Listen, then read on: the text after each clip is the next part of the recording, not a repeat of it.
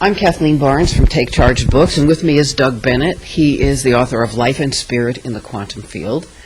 And we've been talking, this is the fourth or fifth part of our series, and we've been talking, you've mentioned several times thoughts and feelings and how we as individuals contribute to the quantum field and how the quantum field also can affect us in those things. And the thing that comes to my mind is that in our political atmosphere in our country right now, and perhaps in the world too, we're seeing a lot of anger, a lot of fear, a lot of hatred, and I'm just wondering what these thoughts and feelings are doing to our national psyche, to our individual psyches, and perhaps the future of the world. Can you address that a little bit, Doug? Sure. I was raised as I was an engineer. I spent some formative years in engineering school. I was raised as a regular guy in a patriarchal culture. And so feelings and emotions were not something that I did. Growing up, my family didn't do those kinds of things. And I think in our culture in general, we place great value on rational thought. It's a guy kind of thing. But it turns out, from working on the model that I present in the book, that it's really feelings and emotions that are the medium of our connection to the field. Conscious thoughts, rational thoughts, words don't seem to be very influential. And I think the reason is that conscious stuff is new in evolutionary terms. What's ancient is emotion, feelings. The neurotransmitters, the molecules of emotion exist in all life forms, down to single-celled animals. So nature has been preserving feelings and emotion for a very long time. And so this is what's important. This is the medium of our influence. So what we feel is what we contribute to the course of events in our world. Unfortunately, in our culture, feelings tend to get repressed, whether it's guys ignoring all feelings, whether it's certain religious sects only allowing happy thoughts, only allowing positive thoughts, whether it's our shadows, all this junk that we carry around that we don't think is suitable for polite society, that we try to bury. All of these are feelings, and we are not hiding them, we're not repressing them. They are our connection to the field. They are always in the field. They are always exerting their influence. So, for an individual, when you have a lot of dark feelings that you are aware of or not, it doesn't make any difference, that's what you contribute to what happens to you. So if you have a lot of dark feelings, you probably have a lot of dark things happening in your life. You attract things that are dark and unpleasant.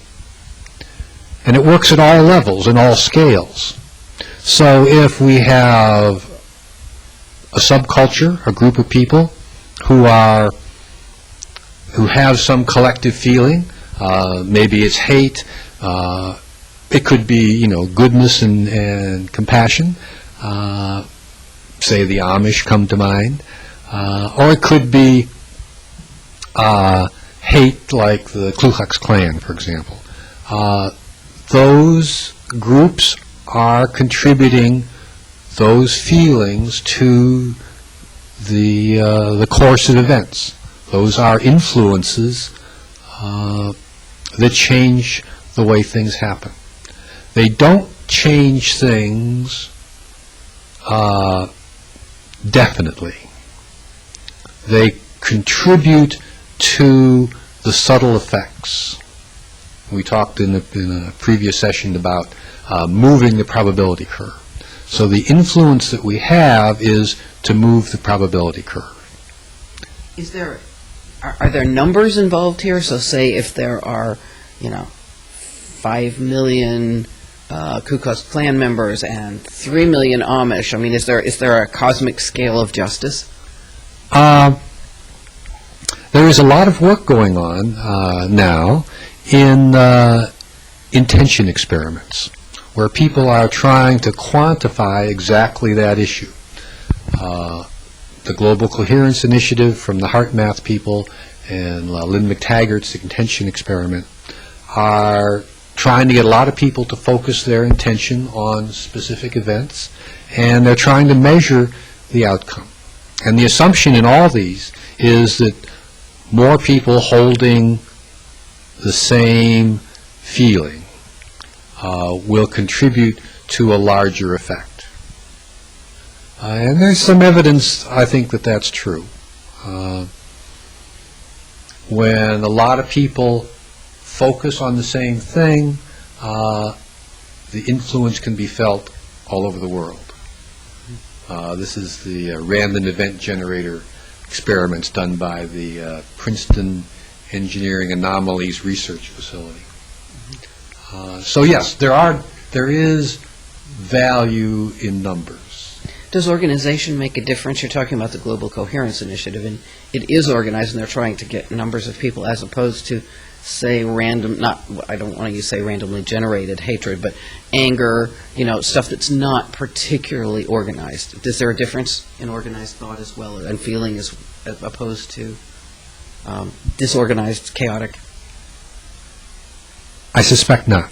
And I would I'd want to quantify that. You said disorganized. I don't think that because it's a whole bunch of people not related and not intending to to do something coherent, that does not imply that it's chaotic. I think it's quite common for a lot of people to share largely the same feeling. We see that in political parties and influence groups. If you talk to a bunch of people in any of those organizations, you will probably find a very similar set of feelings. So even though it's unorganized, I think it's entirely possible to be very coherent. Okay. And where do we take this then as individuals contributing to the greater mass consciousness, if you will? I think it's an awareness and responsibility issue.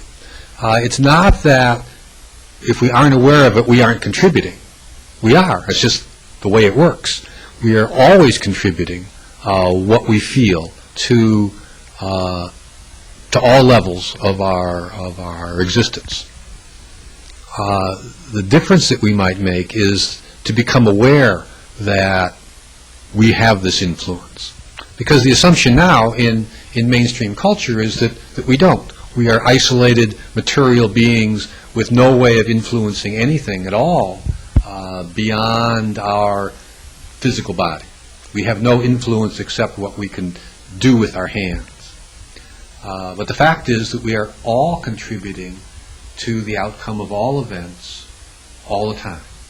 And so even those of us who might be standing in the middle and just being afraid that this is going one way or the other in a very negative way, we're also contributing.